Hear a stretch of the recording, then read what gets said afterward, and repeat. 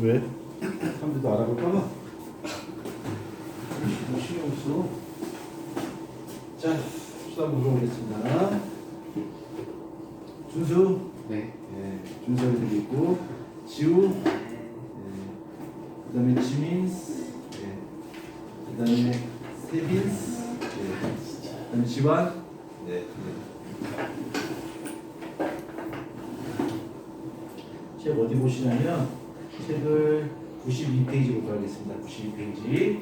자, 92페이지를 설명돼 있어서 제가 가장 걱정되는 부분이 어떤 부분이냐면, 사실은 92페이지 생태계는 고등학교 1학년 과정부터 시작해서 어느 정도 좀 생물이 어느 정도 좀 완성된 상태에서 이 부분을 이해할 수 있는데, 우리가 인정하다시피 점프업을 했죠. 저는 건너뛰었습니다. 저는 비어있기 때문에 이 부분을 이해하는데 조금 어려움이 있어요. 그렇지만 해야죠. 어떻게 해요? 그래서 최대한 여기 책에 없는 내용까지 좀 디테일하게 설명해서 설명을 좀 드리도록 하겠습니다. 그러니까 나대지 마시고요. 잘 설명 드리도록 합니다. 네? 준수, 네. 잘 들을 수 있죠? 네. 예. 만약에 준수가 제대로 이 수업을 제대로 경청하지 않으면 준수 이름 갖고 장난칠 겁니다. 어떻게요? 준수의 반대말이 뭐야? 받은 수가 되겠죠. 이해 못했어. 지금 이해했어. 지금 이해했고요. 이해 못했고요. 지금 본인은 이해 못했어. 그렇지? 왜 준수의 반대말이면 받은 수가 되지? 뭐 이러고 있지. 그렇지? 네. 아, 이해됐어요. 예, 이제 이해됐습니다. 예. 상관없어요. 상관없습니까? 배경이 너무 많아가지고. 그래요? 40개는 되는 거예요. 자, 우리가 이제 생태계라고 하는 것을 자, 차근차근 당하지 않고 차근차근 한번 보겠습니다. 자, 생태계인데, 자, 이 생태계라고 하는 것은 우리가 살고 있는 공간 전체를 이야기하는 거야. 그래서 생태계라고 하는 것은 우리가 살고 있는 만약 송도다라고 하는 이 송도를 하나 공간을 봤을 때 이걸 구성하고 있는 모든 점, 이걸 바로 생태계라고 합니다. 그러면 이 송도라고 하는 공간이 있을 때 여기에는 우리 사람 같은 생물들이 있을 것이고, 그걸 생물적 요인이라고 해요. 생물적 요인들이 있을 것이고, 그 다음에 공기라든가 햇빛이라든가 물이라든가 토양이라든가 이런 비생물적 요인들이 있겠지. 비생물적 요인이 있고, 이렇게 생물적 요인과 비생물적 요인을 합해서 얘를 뭐라 불러? 생태계라고 불러요. 근데 우리는 이 생물적 요인이라고 하는 것은 여기 서 있는 사람 같은, 또는 뭐 강아지라든가 토끼라든가 풀이라든가 이런 것들은 다 생물적 요인인데, 그럼 여기서 말하는 비생물적 요인이라고 하는 것은 바로 환경을 뜻하는 거예요. 이렇게 환경을 뜻하는데, 우리가 살고 있는 이 송도라는 공간에서 생물들도 살고 있고, 그 다음에 그 주변에 환경이 구성되어 있는데, 그럼 이 생물들과 이 환경은 따로따로 독립적으로 존재할까? 아니겠죠. 서로 영향을 주고받습니다. 그래서 여기는 환경이 생물에게도 영향을 줄 수 있고요. 또 그 다음에 생물이 환경에도 영향을 줄 수 있어요. 이때 주변에 있는 환경이니까 비생물적 요인인 환경이 환경이 생물에게 영향을 줄 때 이것을 바로 작용이라고 해요. 작용이라고 부르고, 반대로 생물들이 주변 환경에 또 반대로 영향을 줄 수가 있어. 이런 경우 우리 뭐라고 할까? 반작용이라고 해요. 그래서 우리 생태계 내에서는 작용과 반작용이 열심히 일어나서 이 생태계를 잘 굴러가도록 할 수가 있겠지. 자, 그러면 생물적 요인이라고 하는 것은 생물이라고 했는데, 자, 생물적 요인에 대해서 한번 분석해보자. 저번에 제가 설명했어요. 그렇죠? 5번에 시킵니다. 자, 생물적 요인에 대해서 한번 보자. 자, 생물적 요인이라고 하는 것은 말 그대로 우리가 흔히 말하는 생물이라고 부르는 거야. 그럼 도대체 생물은 어떤 구성 단계를 갖고 있나 말이 되는데, 생물의 종류에 관계없이 이게 동물이냐 식물이냐 구분 없이 좀 큰 틀에서 본다면 생물들은 무조건 모든 생명체가 구성하는 기본 단위가 바로 뭐야? 세포로 구성되어 있어요. 그렇죠? 그 다음에 이 세포들이 모여서 조직을 만들 거고, 그 다음에 조직이 모여서 어떤 나름대로 기능을 나타낸다면 우리 그 기능을 나타내는 조직의 집합체를 우리 바로 뭐라고 할까요? 기관이라고 부르죠. 조직이 모여서 기관을 만들 수 있고, 그 다음에 어떤 동적인 기능을 담당하는 기관들이 모여서 어느 하나 동적인 생명체를 만들게 된다면 우리 걔네를 개체라고 해요. 자, 얘들 우리가 다 배웠던 겁니다. 자, 개체가 되는 거고, 그 다음에 이 개체라고 하는 것은 생명체 하나야. 그러니까 그러니까 나 하나 다 하나가 좀 개체되어 있지. 근데 우리 사람 같은 종류가 다 모였어. 송도에 모여 사는 사람들 다 모았어. 뭐 10만 명이 된다 했잖아. 그 10만 명을 뭐라고 하냐면 사람의 한 종이죠. 개체군이라고 해요. 그러니까 이 개체군이라고 하는 것은 같은 종의 생물의 집합체를 바로 개체군이라고 해요. 그러니까 토끼 100마리, 오리 500마리, 기린 300마리 이렇게 한 집단, 그거를 바로 개체군이라고 해요. 그 다음에 개체군들이 여기서 모였다 치자. 그러니까 토끼 100마리, 뭐 사슴 500마리 다 모였어. 그럼 생물들이 이렇게 다 모이게 되는데 우리 그걸 바로 뭐라고 하냐면 군집이라고 해요. 그러니까 군집이라고 하는 것은 개체군이 모여 있을 때, 그러니까 생명체의 전체 집단, 이걸 바로 군집이라고 해요. 그러니까 군집에는 토끼 100마리, 사슴 200마리, 기린 500마리 이렇게 합쳐져 있겠지. 이걸 바로 군집이라고 해요. 개체는 한 종만 뜻한 거야. 한 종. 세포의 저 생명체의 한 종만 이야기했을 때. 토끼 500마리 이게 토끼 개체 군이 되겠죠. 우리 사람 10만 명이 뭐야? 사람의 개체 군이 되겠지. 그 다음에 이런 군집이 있으면 이 군집과 주변을 감싸고 있는 환경이 있을 것이고 이 군집과 환경을 합해서 바로 뭐라 불러? 우리가 지금 얘기하고 있는 생태계라고 합니다. 생태계라고 합니다. 그래서 생태계에서 큰 뜻도 받고 우리 세포 조직 기관 개체에 대해서 한번 차근차근 한번 좀 더 디테일하게 한번 보도록 하겠습니다. 자, 세포라고 하는 겁니다. 세포. 자, 저번에 첫 번째 시간에서 설명드렸는데 이 세포라고 하는 것은 생물을 구성하는 기능적 구조를 기본합니다. 생물을 구성하는 기능적, 구조적 기본 단위를 바로 세포라고 합니다. 그럼 이 세포가 기본 단위가 될 수 있는 이유가 이 세포가 만약 우리가 몸에서 소화용소 만들듯이 아니면 뭐 호르몬 만들듯이 그냥 찍찍찍 계속 만들어버린다면 이 세포가 기본 단위가 될 수 없어요. 반드시 세포는 우리 생명체를 구성하는 기본 단위이기 때문에 세포는 반드시 세포에서 만들어져요. 그러니까 세포라고 하는 것을 어떤 한 곳에서 만든 것이 아니라 세포라고 하는 그걸 통해서 세포가 또 다른 세포가 만들어져요. 그래서 우리 세포를 기본 단위를 볼 수가 있고 이렇게 세포로부터 또 다른 세포가 만들어지는 과정을 우리 뭐라고 부르지? 세포 분열이라고 해요. 세포가 세포에서 만들어지는데 이런 과정을 바로 세포 분열이라고 합니다. 자, 그 다음에 다 배웠던 거기 때문에 그냥 쭉쭉 흘러가듯이 합니다. 자, 세포를 몇 가지 구분할 텐데 이 세포를 구분하는 몇 가지 기준이 있습니다. 그래서 우리 몸에 여러 가지 세포들이 있을 때 그 세포들이 하는 기능이 내 몸을 구성하는 세포냐 아니면 생식을 담당하는 세포에 따라서 그러니까 그 세포의 기능이죠. 그 기능적인 측면을 고려했을 때 세포의 종류를 두 종류로 구분할 수가 있습니다. 그래서 내 뭐 피부세포, 간세포, 쓸개세포, 신경세포처럼 내 몸을 구성하고 있는 세포를 바로 체세포라고 해요. 체세포라고 그러고 반대로 정자나 남자처럼 내 몸을 구성하고 있지는 않지만 생식을 담당하는 세포를 우리는 생식세포라고 불러요. 그래서 우리 몸의 세포를 크게 기능적인 면을 고려한다면 몸을 구성하고 있는 체세포와 생식을 담당하는 생식세포 두 종류를 구분할 수가 있습니다. 그럼 이 체세포의 종류는 뭐가 있는데요?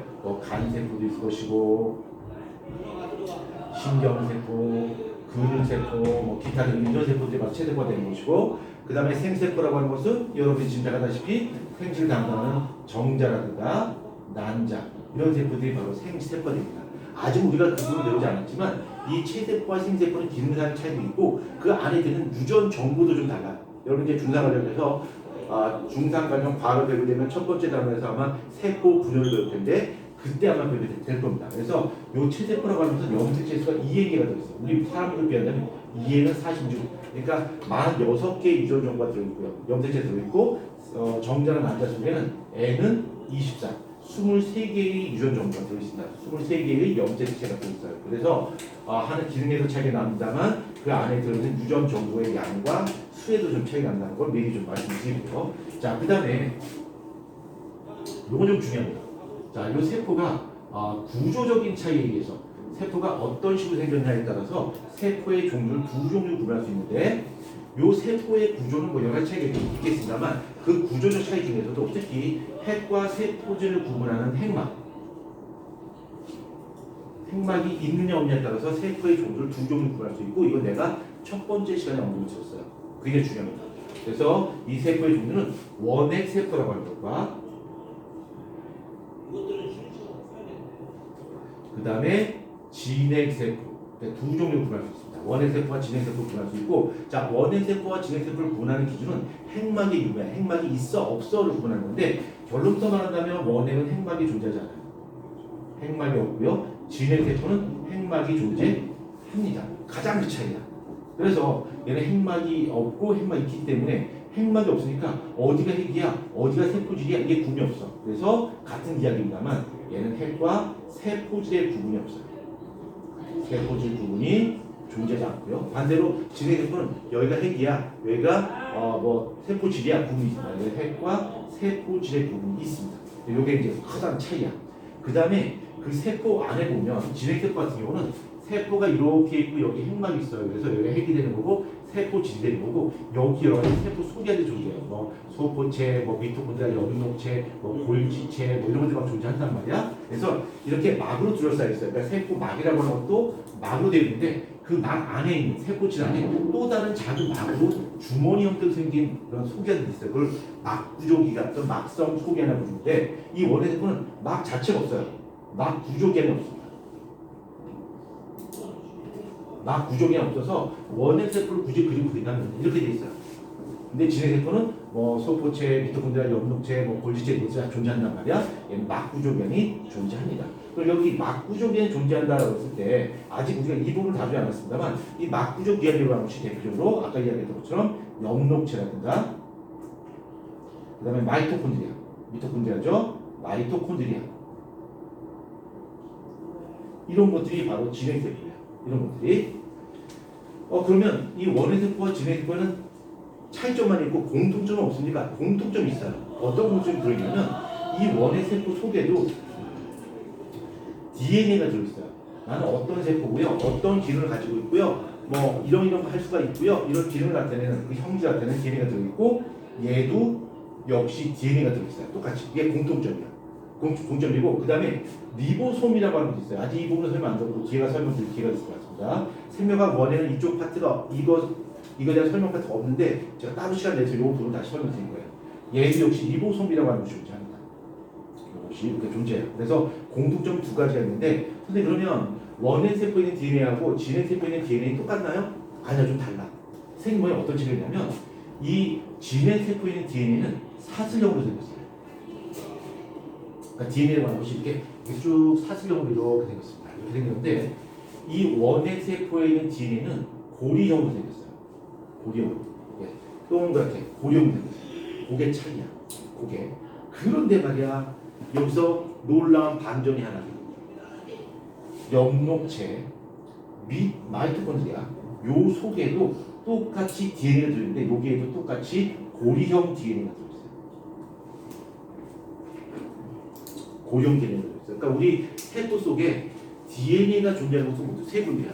핵에도 존재하고 엽록체도 존재하고 마이토콘드리아도 존재해요. 근데 이 엽록체와 마이토콘드리아 속에 존재하는 DNA는 고리형 DNA를 갖고 있다는 얘기는 뭘 뜻할까? 아주 뭐 옛날에는 엽록체와 마이토콘드리아가 동적 하나의 원핵 세포다는 얘기야. 근데 이것이 세포 안으로 들어와서 세포 속이라는 발전한 거야. 그래서 일부 그 흔적이 남아 있었던 거죠. 그렇죠? 그래서 우리가 진화의 방향을 부여할 때 원핵 세포가 진핵 세포로 진화했을 것이다 라고 하는 걸 추론할 수 있겠지. 그럼 지우, 영어 잘하는 지우한테 물어보자. 지우, 진화를 영어로 뭐라고 해? 아이 진짜 영어 진짜 이상한 영어 배워가지고. 그러면 저기 영어를 영어 잘하는 사람 없구나. 그래 준수. 예.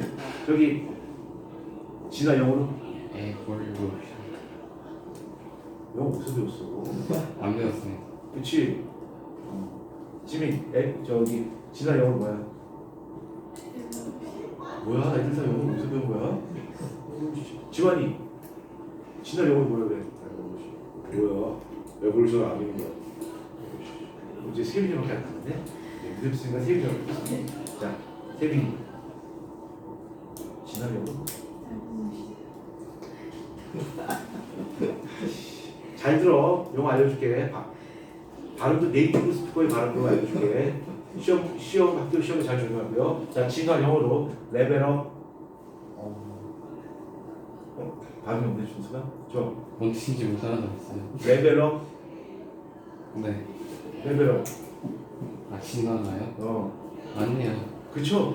또 다른 말도 있어요. 업그레이드. 이런 거 있겠죠. 자, 그래서 아마 원의 세포가 진의 세포로 진화했음을 우리가 알 수 있는데 자, 그 대충 예가 뭐가 있냐면 요거 제가 설명할게요. 자, 요거는 이제 참고로 설명합니다. 자, 원핵 세포가 이렇게 진핵 세포로 진화했다네. 진핵 세포로 진화했는데 이렇게 원핵 세포가 진핵 세포로 진화했어요 라고 하는 걸 보여주는 이 부분을 바로 세포 내 공생설이라고요. 세포 내 공생설이라고. 공생이 어떤 뜻인지 알지? 같이 사는 거야. 자, 옛날에 여기 어떤 원핵 세포가 있었어요. 원핵 세포가 있었는데 유엔의 이 원핵 세포는 광합성을 하는 원핵 세포야. 그래서 얘는 광합성 세균이고요. 그러니까 원핵 세포를 다른 걸 세균이라고 불러. 광합성 세균이고요. 그 다음에 얘는 세포 호흡을 해요. 얘를 호기성 세균이라고 불러요. 세포 호흡을 하는 세균들을 호기성 세균이라고 부르는데 얘네가 따로따로 존재하고 있었어. 그러던 중에 어떤 세포를 만났어. 만났는데 이 어떤 세포를 어려운 말로 좀 숙주세포라고 불러요. 들어봤을 거야. 숙주세포라고 부르는데 이 세균들이 이 숙주세포 안으로 들어가는 거야. 이렇게 들어가게 되면 이 숙주세포 가지고 있는 세포막과 호기성 세균이 가지고 있는 세포막이 이렇게 합쳐지는 거야. 이렇게 합쳐지는 거야. 그 다음에 어떻게 될까? 이것이 들어와서 하나의 세포 속이 안으로 자리 잡았겠죠. 광합성 세균이 들어오고 호기성 세균이 들어오고 그 다음에 이렇게 들어와서 이렇게 자리 잡았다는 얘기예요. 그래서 광합성 세균이 다른 세포 속으로 들어와서 자리 잡았는데 얘가 나중에 뭘로 돼 있을까? 역녹체가 되겠죠. 광합성 하니까 얘가 역녹체로 발전했을 것이고 그 다음에 세포 호흡을 하는 이 호기성 세균이 숙주세포 안으로 들어와서 세포 소변을 잡아서 이제 성장했는데 이 세포가 나중에 뭘로 됐을까? 마이토콘드리아로 발전했겠죠. 마이토콘드리아로 발전했다는 이유입니다. 그럼 증거 대봐. 진짜 그래? 자, 증거 한번 해보자. 자, 증거 한번 해보자. 자, 증거. 첫 번째는 마이토콘드리아와 엽록체, 미토콘드리아와 엽록체 속에는 자체적인 뭘 갖고 있다? DNA를 가지고 있다. 얘를 갖고 있는데 이 DNA가 무엇의 DNA와 똑같다? 원핵 세포의 DNA와 똑같다. 원핵 세포의 DNA하고 똑같아요. 그러니까 이 미토콘드리아 엽록체가 아주 먼 옛날에 하나의 동적인 원핵 세포라는 사실을 반증하게 되겠지. 자, 두 번째 특징은요. 이 미토콘드리아와 엽록체가 이중막 구조를 가지고 있어. 이중막 구조를 갖고 있는데 이게 뭐 뜻이냐면 여기에 보면 원래 원핵 세포가 가지고 있던 세포막이 있지. 근데 얘가 들어오는 과정에서 숙주세포가 가지고 있는 이 세포막과 어떻게 되는 거야? 중첩되는 거야. 겹쳐지는 거야. 그래서 얘는 마이토콘드리아와 엽록체는 세포막 몇 개가 있는 거야? 두 개가 있는 거야. 왜? 원래는 자기가 갖고 있던 세포막이 있었고 또 하나는 원래 들어오는 과정에서 세포막이 겹쳐졌으니까 숙주세포가 가지고 있던 세포막이 하나 더 감싸고 있겠지. 그렇죠? 그래서 얘는 이중막 구조를 가지고 있습니다. 이게 또 중요한 친구예요. 그 다음에 세 번째는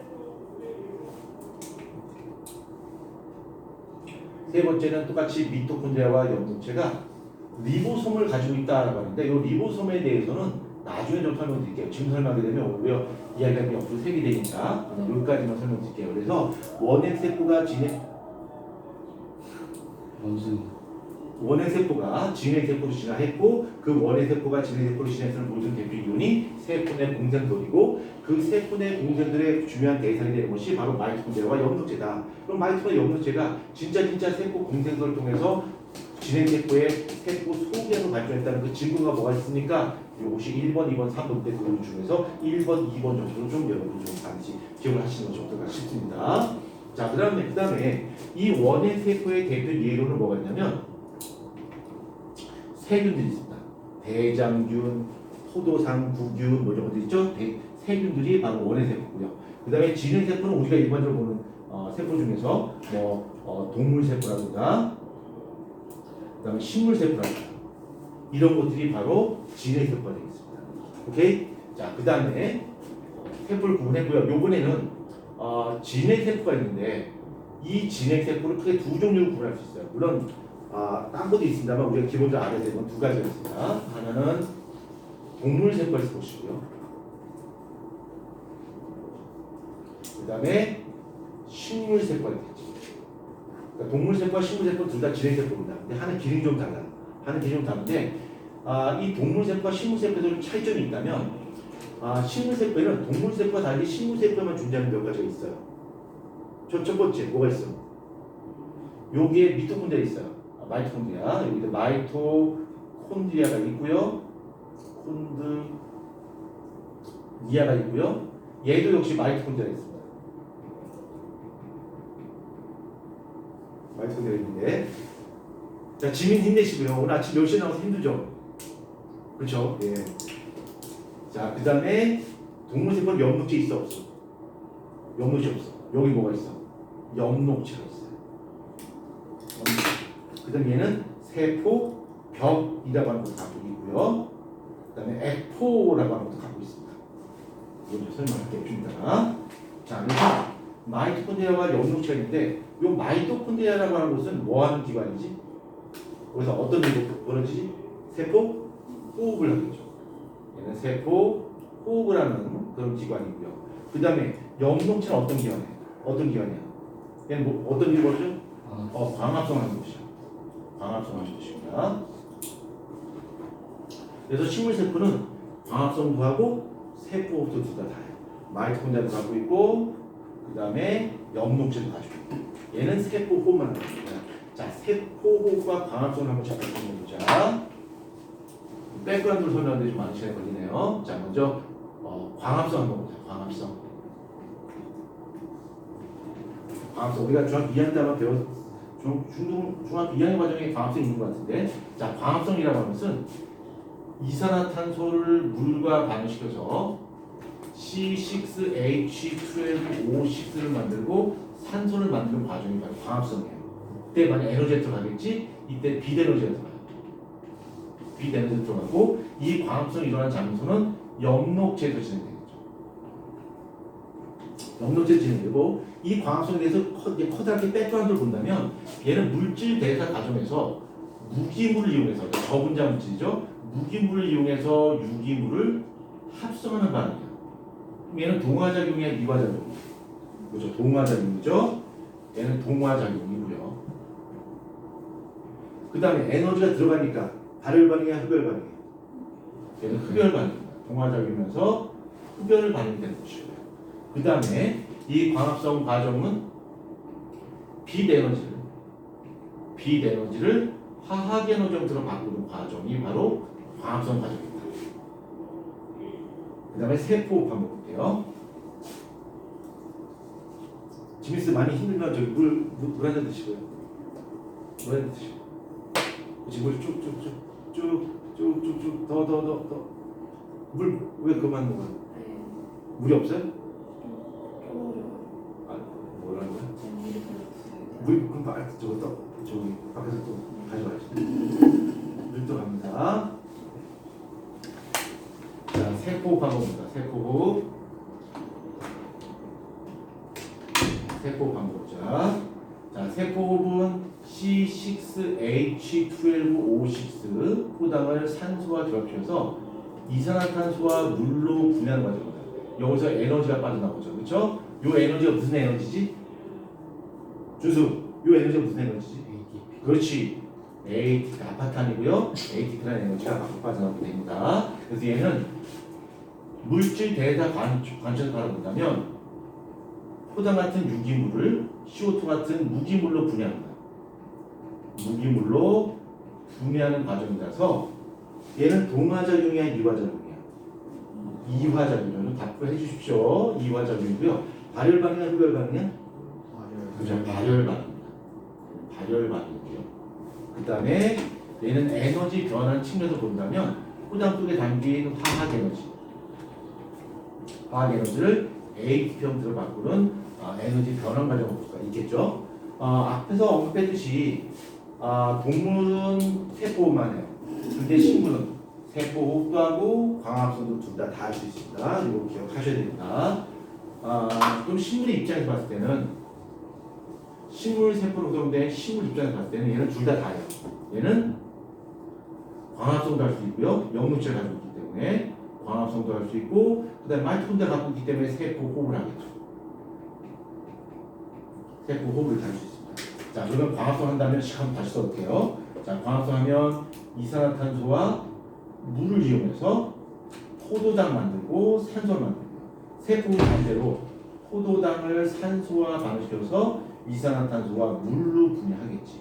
얘는 이렇게 두 가지 동시에 다 하는 거야. 자, 그럼 이게 얘가 어떤 게 가능하냐면 여기에 비대면제 들어오고요. 이 비대면제 가지고 포당을 만들어. 그럼 자기가 또 그 만든 포당을 산소와 겹쳐서 CO2X로 분해하고 거기서 우리가 원하던 ATP를 얻을 수가 있겠지. 얘는 햇빛만 주어진다면 혼자서도 잘 먹고 잘 살아.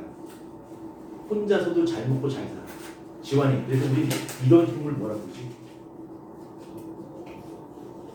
세빈이. 이런 생물 뭐라고 그러지?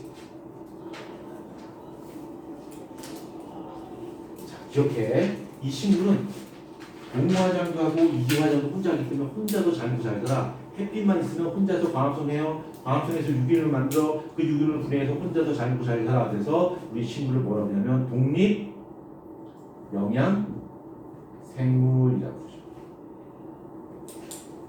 반면에 동물 같은 경우 얘는 오로지 세포 호흡만 해요. 오로지 세포 호흡만 하기 때문에 포도당을 산소와 겹쳐서 이산화탄소와 물로 분해하고요. 여기서 우리가 원하던 ATP만 넣을 수 있다는 거예요. 이렇게 얘는 이것만 해요.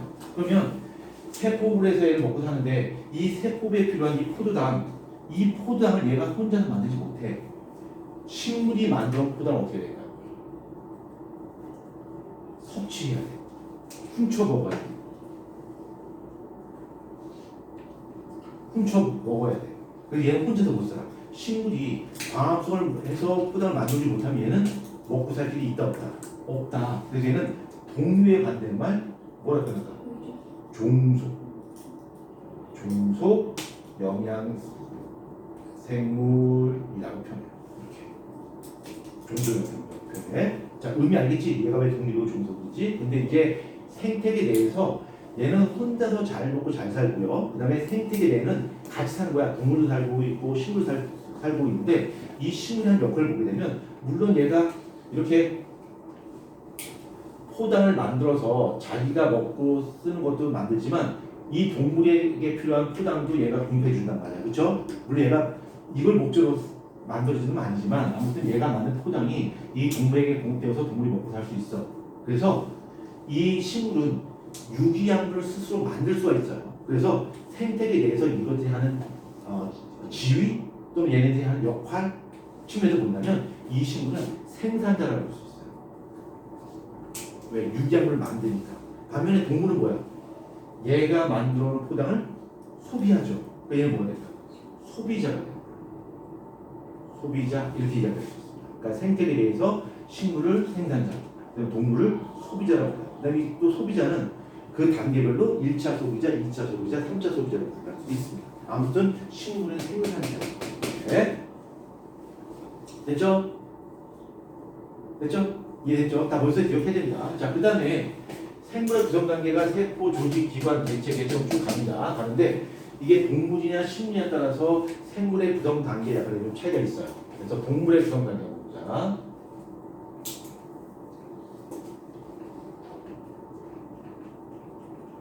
자, 동물의 구성단계. 자, 동물의 구성단계는 먼저 세포가 있고요.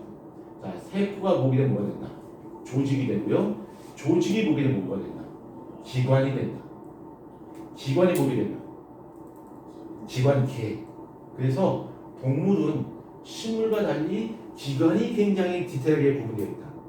기관이 대단히 발달되다는 사실 알 수 있겠죠. 그래서 비슷한 기능을 갖고 있는 기관의 집합체를 기관계라 부르고 기관계가 모여서 개체를 구성할 수 있어요.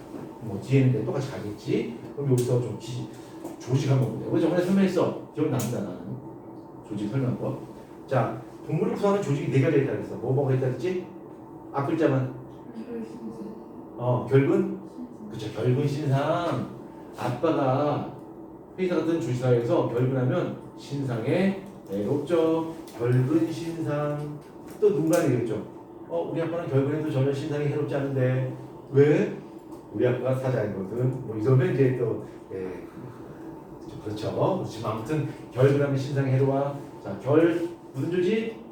결합 조직, 근육 조직, 신경 조직, 상피 조직. 그래서 결합 조직 대표적인 예로 혈액이 있어요. 뭐 근육 조직에 뭐 심장근이 있겠죠. 심장이라든가 골격근이 있을 것이고, 뭐 신경은 뭐 뉴런 같은 것도 있겠죠. 그다음 상피조직은 뭐 피부라든가 이런 것들이 바로 이제 상피될 거예요.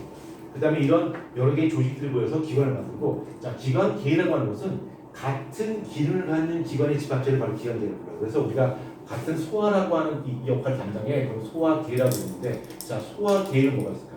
식도, 입, 위, 뭐 소장, 뭐 이런 것들이 바로 소화계가 되겠죠. 그렇죠? 어렵지 않죠? 그렇죠. 그다음에 식물의 구성을 해보자.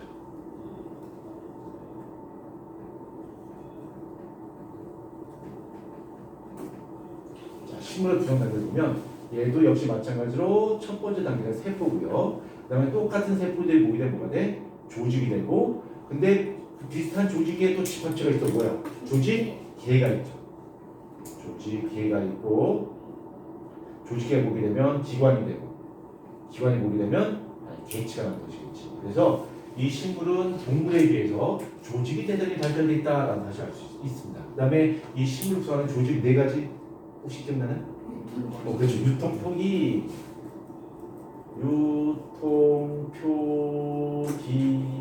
유조직, 통도 조직, 표피 조직, 기계 조직 이런 것들이죠. 그렇죠? 모든 마피아죠. 그런 단계 했고요. 그다음에 이제 본격적으로 생태계라고 하는 것에 대해서 한번 쳐볼까요? 생태계를 한번 봅시다. 자, 생태계 내에서 생물적 요인을 한번 쳐보자. 자, 생물적 요인인데, 이 생물적 요인은 말 그대로 생물이란 말이야. 근데 그 생물이 그 생태계 내에서 어떠한 역할을 담당하냐. 그걸 다른 말로 생태적 지위라고 해요. 생태적 지위라고 부르는데, 그 생태 내에서 그것들이 하는 역할, 하는 뭐 기능, 생태적 지위를 크게 세 가지로 나눌 수 있어요. 첫 번째는 생산자가 있고요. 두 번째는 소비자가 있고요. 세 번째는 뭐가 있을까? 생산자, 소비자 말고 뭐가 있을까? 공급. 생산자. 또 준승 사장님 뭐 이러려고 그러지? 생산자고 소비자고 또 운영하는 사장이 있어야 되겠지, 그렇지? 아니야. 자 보자, 뭐가 있나? 자 생산자라고 하는 건 아까 이야기했어요. 생산자는 스스로 유기양분을 합성해요. 스스로 유기양분을 합성하는데, 이 스스로 유기양분을 합성할 때 어떤 과정을 통해서 스스로 유기양분을 합성할까? 어떤 과정을 통해서? 광합성. 그러니까 광합성을 해서 스스로 유기양분을 만들 수 있는 것을 바로 생산자라고 부르고, 이 생산자의 대표적인 예를 뭐가 있을까? 식물, 그 다음에 식물성 플랑크톤, 이런 것들이 바로 생산자가 돼요. 자, 소비자는 유기양분을 분해해요. 유기양분을 분해한다는 게 뭐야? 뭘 할 수 있다는 얘기야? 세포 호흡을 할 수 있다는 얘기야. 얘는 세포 호흡을 할 수 있는데, 요 하나 좀 더 붙여야 돼요. 이 소비자는, 우리 그 동물 봐봐. 우리 동물은 유기양분을 분해해요. 세포 그래, 좋아, 이해했어. 근데 이 유기양분이 어디로부터 비롯된 유기양분입니까? 생산자가 만들어 놓은 유기물을 분해하는 거야.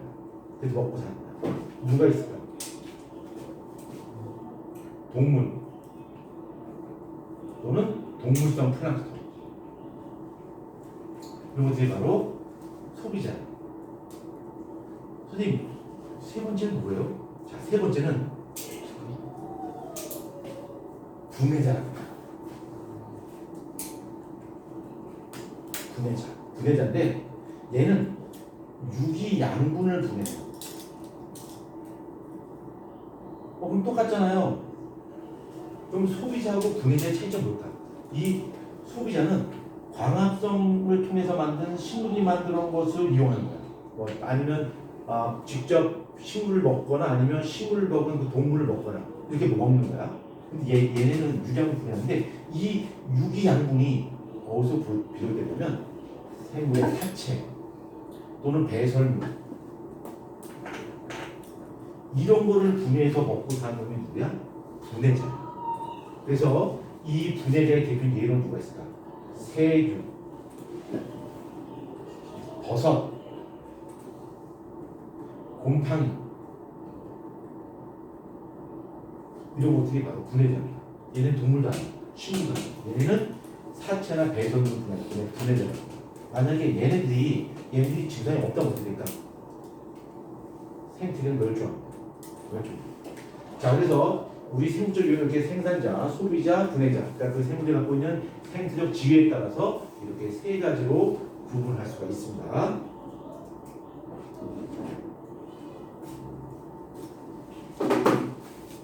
자, 그럼 이 생물적 요인과 비생물적 요인들이 생태 내에서 어떻게 작용하고 있을까? 자, 여기에 생물적 요인이 있어요. 생물적 요인이 있고요. 여기에 비생물적 요인이 있습니다. 비생물적 요인이 있는데, 자, 여기 생물적 요인, 비생물적 요인이 있어요. 자, 생물적 요인에는 그 생태적 지위에 따라서 세 단계로 구분할 수 있다고 했죠. 생산자가 있고요, 그다음에 소비자도 있고요, 그다음에 분해자도 있고요. 자, 그러면 이렇게 생물적 요인을 구성하고 있는 생산자, 소비자, 분해자들은 서로 영향을 주고받을까, 영향을 주고받지 않을까? 영향을 주고받죠. 그렇죠? 생산자가 소비자한테 영향을 주거니 받거니 할 것이고요. 소비자도 분해자, 그 다음에 생산자와 분해자가 서로 영향을 주고받아요. 이렇게 생물적 요인들끼리 서로 영향을 주고받는 이 과정을 뭐라고 하냐면 상호작용이라고 합니다. 상호작용이라고요. 그 다음에 비생물적 요인이라고 하는 것은 환경이란 말이야.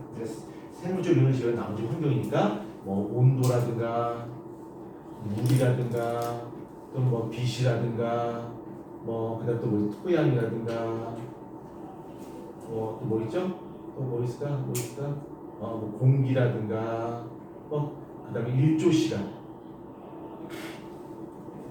이런 것들이 바로 비생물적 요인입니다. 그래서 아까 말했듯이 이 생태를 구성하고 있는 것은 이 두 가지 합쳐서 생태계라고 부르는데 이 생물적 요인과 비생물적 요인은 서로 영향을 주고받아요. 아까 제가 언급했었는데 이렇게 생물적 요인이 비생물적 요인한테 영향을 줄 수도 있고 반대로 비생물적 요인이 생물적 요인한테 영향을 줄 수도 있어요. 이때 환경이 생물에게 영향을 미치는 거, 이 작용을 우리는 뭐라고 하냐? 작용이라고 하고 얘를 뭐라고 할까? 반작용이라고. 반작용. 그러면 예를 들어보자. 지금 여기 오늘 올 때 저기 걸어왔니? 차 타고 왔어요. 그래서 충분히 걸을 수 있는 거리임에도 불구하고 이산화탄소를 뿜어내기 위해서 온실가스를 뿜어내기 위해서 여기까지 차를 타고 왔어요. 자, 그러면 지구가 충분히 걸을 수 있는 거리임에도 불구하고 차를 타고 와서 이산화탄소를 막 방출했단 말이야. 자, 그럼 이것도 작용이야 반작용이야? 반작용이지. 지구의 활동을 통해서 환경에 영향을 주는 반작용이 되겠죠. 그 다음에 지구가 동남아에 놀러 갔어요. 놀러 갔더니 햇빛이 쨍쨍 비쳐. 고운 피부가 까맣게 탔어요. 뭐야? 작용이 되겠지. 그렇죠? 그 다음에 숲속에 지렁이나 두더지가 많아서 땅을 막 헤집고 다녀. 그래서 토양의 통기성이 높아졌어. 이건 작용이야 반작용이야? 반작용. 작용과 반작용 구분할 수 있겠지. 그래서 이 작용과 반작용 구분하시고요. 그 다음에 이제 생물적 요인과 비생물적 요인들이 어떻게 영향을 주고받는지에 대해서 한번 봅시다. 자, 오늘 글자 한번 찾아볼까요? 자, 페이지 92페이지 봐봐요. 자, 92페이지는 쭉 보면 내가 다 설명했어요, 그렇죠? 예, 다 설명했어. 나중에 시간 될 때 한번 좀 읽어보시면 되는 거고요. 자, 그 다음에 93페이지 봅시다. 93페이지도 제가 다 설명드렸고요. 설명드렸고 분석 봐봐요. 자, 분석에 보면은 작용과 반작용에 대해서 이렇게 쭉 설명해놨습니다. 이렇게 쭉 설명해놨고 여기 보면 두 번째 그림 봐봐요. 오, 붉은 여우가 물속에 있는 물고기를 잡아먹었어요. 오, 드라마틱하네요. 네. 그 다음에 4번 봐봐. 오, 지렁이. 네, 여러분이 좋아하는 지렁이. 그 다음에 오른쪽에 보게 되면 생물 요소와 비생물 요소의 상호작용 이해가 나와 있습니다. 한번 읽어보고 지나가자. 밑에 생물 요소 사이의 상호작용도 있고요. 이건 한 번만 읽어보면 돼요. 다른 거 중요한 개념이 있는 것이 아니니까 한 번 더 읽어보시면 됩니다. 읽어보고 지나가겠습니다. 예, 준수가 지금 많이 힘들어하고 있습니다. 허리가 아파서. 응? 허리가 아파서. 왜 우리가 이것 때문에 피하는. 피해 돼요. 그러면 이거 좀 앞에 당겨줄게요. 너가 찍힐까봐 그런 거야? 네.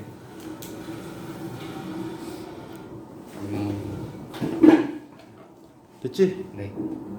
참 비싸게 굴리는 진짜. 진짜 비주얼하고. 형님한테 미안하다 내가. 자, 다 읽어보셨나요? 다 읽어봤죠? 자, 그 다음에 넘어갑니다. 그 다음에 생태계에서 물질과 에너지 흐름이 있는데 이건 조금만 하도록 하고요. 우선 지금 다 생략이 되어 있는데 여기서 설명이 안 되는 거 제가 설명해요. 여기 생명원에서는 너무 많은 부분을 날려버렸습니다. 그래서 좀 보완을 해서 좀 설명을 드릴 것 같습니다. 자, 먼저 이제부터 제가 설명드린 것은 주로 작용에 대해서 설명드릴 거예요. 작용. 자, 먼저 빛이라고 하는 겁니다. 빛. 자, 빛.